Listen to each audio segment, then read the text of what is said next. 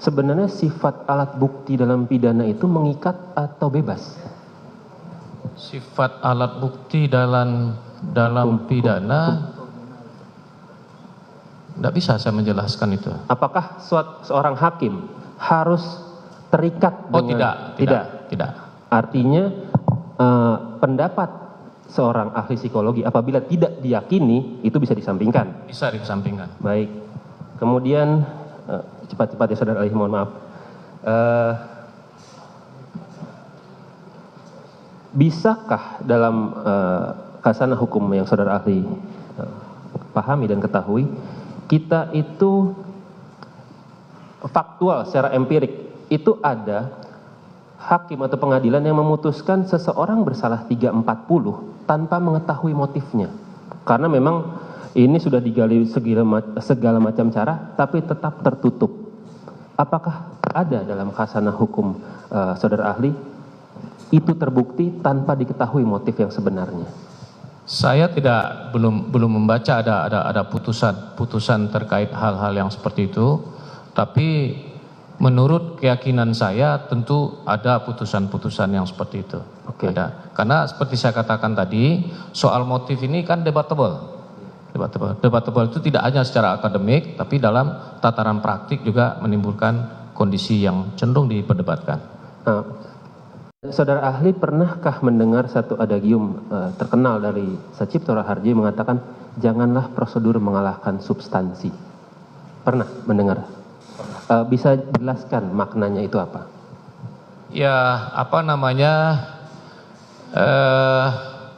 substansi itu kan terkait dengan isi dari norma itu sendiri, isi dari norma, dari aturan.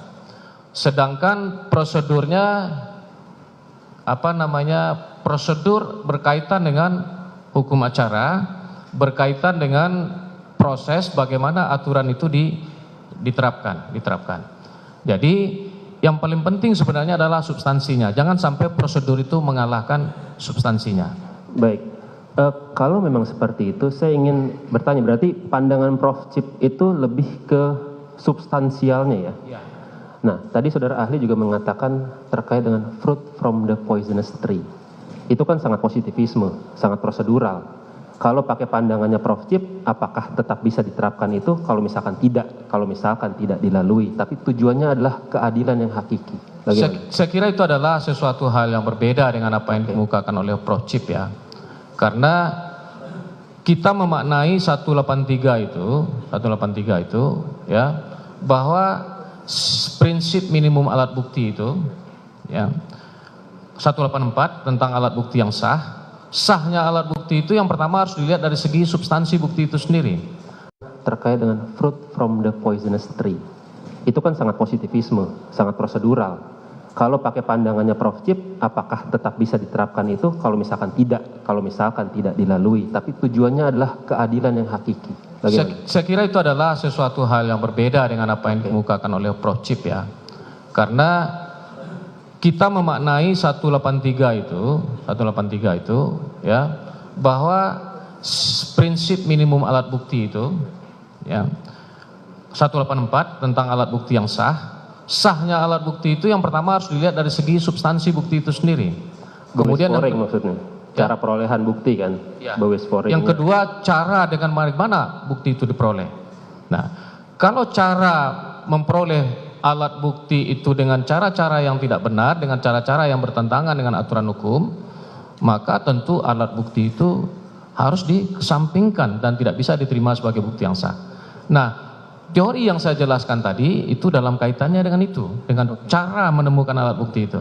Artinya kalau memang tetap sesuai pun itu sah ya? Kalau memang sesuai tidak ada masalah itu?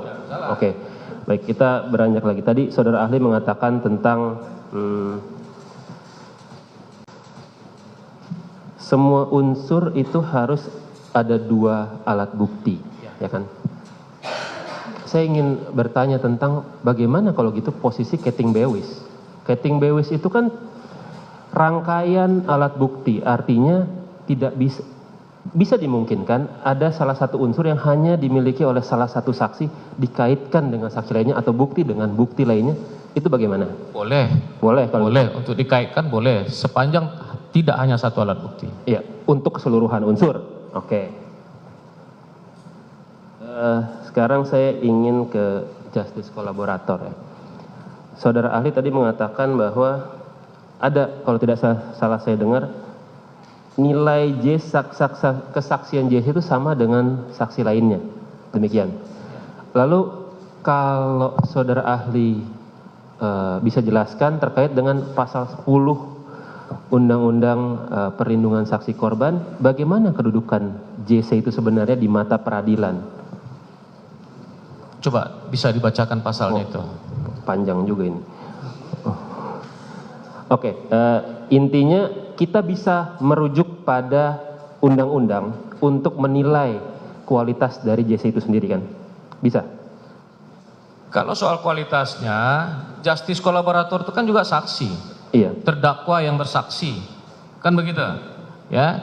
Kualitas kesaksiannya sama dong dengan saksi-saksi yang lain yang tidak terkategori sebagai justice kolaborator. Untuk penghargaan secara khusus? Oh, dia itu akan meringankan hukuman bagi dia. Akan meringankan. Bagaimana cara dia mendapatkan penghargaan secara khusus itu? Tentu melalui putusan hakim. Putusan hakim. Putusan hakim. Baik, sebelum kepada putusan hakim, siapa pihak yang bisa menilai seseorang ini layak sebagai JC atau tidak? Yang bisa menilainya? Kalau saya tidak salah itu LPSK. LPSK. Artinya pada saat LPSK sudah mengeluarkan surat persetujuan bahwa dia layak sebagai JC, LPSK sudah mempertimbangkan yang tadi, tindak pidana lain yang mengancam jiwa. Pasti sudah. Pakai mic tolong, Mas Saudari. Enggak, saya kira tidak seperti itu, ya. Memang LPSK sudah memberikan penilaian, mempertimbangkan bahwa dia ini layak untuk dijadikan sebagai justice kolaborator karena ada situasi atau kondisi yang bisa membahayakan keselamatan dia. Tapi yang menentukan tetap yang mulia majelis hakim. Artinya, apakah ini layak apa tidak? Ada tahapan tapi kan Ada tidak. tahapan. Artinya LPSK punya kewenangan itu di awal. Iya. Setelah itu majelis hakim lah. Dalam ajaran dualistis dipisahkan antara perbuatan pidana dengan pertanggungjawaban pidana. Perbuatan pidana kita mengacu pada asas legalitas dan pertanggungjawaban pidana pada asas kulpabilitas atau Henstra Honderskul. Sekarang mohon terangkan kepada kami, Prof, bagaimana aparat penegak hukum dapat melihat kesengajaan dari seorang subjek delik? Melihat kesengajaan Dari seorang apa? seorang pelaku atau subjek delik. Melihat kesengajaan. Kesengajaan dari seorang pelaku. Nah, kesengajaan itu kan kaitannya dengan sikap batin. Sikap batin orang pada ketika dia melakukan suatu tindak pidana. Nah, sekalipun menurut ajaran atau aliran atau teori dualistik itu antara perbuatan dengan pertanggungjawaban pidana itu adalah dua hal yang berbeda. Yang satu ditujukan kepada perbuatannya, yang lain ditujukan kepada orang yang melakukan perbuatan. Akan tetapi keduanya saling berkaitan, tidak bisa dipisahkan. Berarti kita bisa melihat kesengajaan salah satunya dari perbuatan yang dilaksanakan. Iya, tapi buktikan perbuatannya dulu, dari perbuatan itu nanti baru kita identifikasi Kesalahannya. kesalahan. Baik, Prof, terima kasih. Prof, selanjutnya saya memberikan kronologis ilustrasi kasus yang pertama.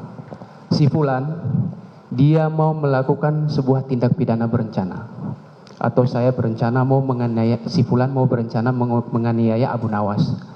Nah, namun si Fulan bilang dalam diri hatinya, sudah, saya nanti menganiayanya sebentar malam, saya mau pergi nonton konser dulu.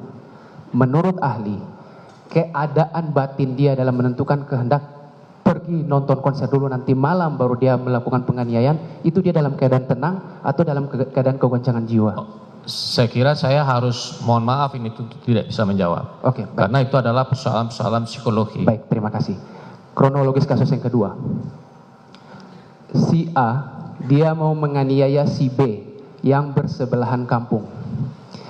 Si A, dia belum dapat melaksanakan kehendaknya untuk menganiaya si B, karena si B ini dia masih ada di kampungnya dan si A tidak mau melakukan perbuatan penganiayaan di kampung si B. Sehingga dia mengajak si C, dia merencanakan dengan si C, dia bilang, si C, kamu ke si B, kamu ajak dia seolah-olah jalan-jalan sampai ke kampung si A. Mengapa demikian? Tujuannya agar ketika si C mengajak si B jalan-jalan ke kampung si A dapat melakukan perbuatan penganiayaan terhadap si B di kampung si A. Pertanyaannya, si C ini bekerja sama tidak? Dari kronologis ini saya tidak menanyakan psikologis, tapi perbuatan si C. Tadi saya katakan bahwa kata kuncinya adalah meeting of mind. Si A, dia mau menganiaya si B yang bersebelahan kampung. Si A, dia belum dapat melaksanakan kehendaknya untuk menganiaya si B, karena si B ini dia masih ada di kampungnya dan si A tidak mau melakukan perbuatan penganiayaan di kampung si B. Sehingga dia mengajak si C, dia merencanakan dengan si C, dia bilang, si C, kamu ke si B, kamu ajak dia seolah-olah jalan-jalan sampai ke kampung si A. Mengapa demikian? Tujuannya agar ketika si C mengajak si B jalan-jalan ke kampung si A dapat melakukan perbuatan penganiayaan terhadap si B di kampung si A. Pertanyaannya, si C ini bekerja sama tidak? Dari kronologis ini saya tidak menanyakan psikologis, tapi perbuatan si C. Tadi saya katakan bahwa kata kuncinya adalah meeting of mind. Meeting of mind. Ya. Kesadaran untuk bekerja sama. Kalau seandainya sejak semula yang si A, si B, si C-nya tadi lupa saya. Kalau sejak semula kepada orang yang diminta untuk mengajak itu dia sudah mengetahui bahwa nanti dia akan dianiaya di tempat itu, maka dia tentu turut serta. Berarti jika dalam ilustrasi tersebut si C mengetahui dan menghendaki perencanaan tersebut, akhirnya si C melaksanakan andil dia pada saat itu, si C berarti bekerja sama. Kalau gitu ada kesadaran untuk bekerja sama, ya. Baik, terima kasih. Selanjutnya terkait dengan alat bukti, tadi kan dijelaskan tentang Bewiskra, Bewis Medallion, Bewis Offering. Saya masuk ke Bewiskra, atau dalam hal ini terkait dengan alat-alat bukti. Saya menerangkan ada dua alat bukti keterangan saksi. Alat bukti keterangan saksi yang satu, dia berkesesuaian dengan semua alat bukti yang lain. Sedangkan ada keterangan saksi lainnya, dia tidak sesuai dengan alat bukti lain, bahkan cenderung kontradiktif. Menurut ahli, alat bukti mana yang patut dijadikan alat bukti keterangan saksi dalam persidangan? Kalau saya dalam posisi hakim di situ, ya akan melahirkan petunjuk, tentu alat bukti yang tidak bersesuaian tadi tidak akan saya pakai sebagai alat bukti. Berarti yang berkesesuaian dengan alat bukti lainnya? Iya. Baik, terima kasih Prof. Selanjutnya, tadi saya sangat setuju dengan ahli mengatakan bahwa dalam perkembangan pemidanaan ada perkembangan dari awalnya retributif, utilitarian, bahkan sekarang sudah perkembangannya ke restoratif dan rehabilitatif. Nah, berkaitan tadi ahli juga mengatakan, itu saya sangat setuju, ahli mengatakan bahwa namun sampai saat ini sistem peradilan pidana yang ada di dunia ini tidak bisa melepaskan diri daripada dominasi paham pembalasan retributif. Ini saya kaitkan dengan pemidanaan pasal 10 kita, adanya pidana mati. Pendapat ahli masih relevan atau setujukah dengan pidana mati terkait pasal 340? Persoalan eksistensi pidana mati itu sampai hari ini masih diperdebatkan. Bahkan pada waktu kita merumuskan KUHP kita yang akan berlaku 3 tahun kemudian itu nanti, salah satu isu krusialnya terkait dengan pidana mati itu, pidana mati. Ya, pada satu sisi kita berhadapan dengan komunitas yang menentang adanya pidana mati. KUHP kita yang berlaku hari ini, yang sudah diberlakukan di Nusantara sejak 1 Januari 1918, adalah merupakan kopian belaka dari Wetboek van Strafrecht di Belanda. Ya, di Belanda sejak tahun 1925 kalau saya tidak salah, mereka sudah meninggalkan pidana mati. Tapi kita masih tetap membutuhkan pidana mati itu. Nah, saya menganggap kalau ditanya pendapat saya pribadi, saya masih setuju dengan adanya pidana mati. Kenapa demikian? Karena dalam rangka mengakomodasi nilai-nilai atau budaya hukum yang ada di tengah masyarakat bangsa kita. Saya mohon maaf, mayoritas bangsa Indonesia itu adalah pemeluk agama Islam. Dalam agama Islam berlaku hukum qisas. Siapa yang membunuh harus dibunuh. Jadi oleh karena itu pidana mati masih diberlakukan. Akan tetapi dalam rangka menghormati dan mengakomodasi pendapat-pendapat yang berbeda, maka pembentuk KUHP yang akan datang mencoba mencari jalan tengah.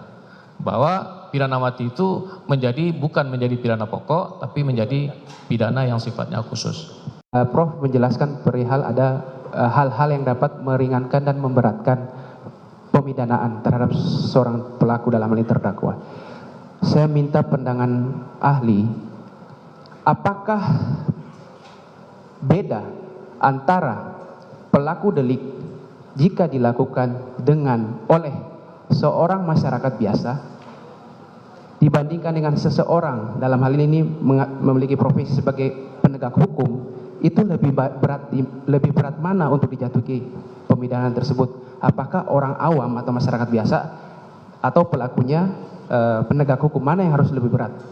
Saya kira itu akan menjadi bahagian yang seyogianya dipertimbangkan oleh hakim, ya, karena di dalam hukum penitensier tentang pemidanaan kita mengenal sebuah ajaran yang disebut dengan teori atau individualisasi pidana, bahwa pidana itu dijatuhkan kepada seseorang sesuai dengan kemampuan orang itu. Saya umpamanya hari ini saya sakit kepala, tapi cukup dengan makan Panadol. Saudara jaksa penuntut umum sakit kepala harus dirawat di rumah sakit. Kondisi individual lah yang membedakan orang itu berat ringannya pidana yang akan dijatuhkan. Tapi ini semua adalah penilaian dari majelis hakim.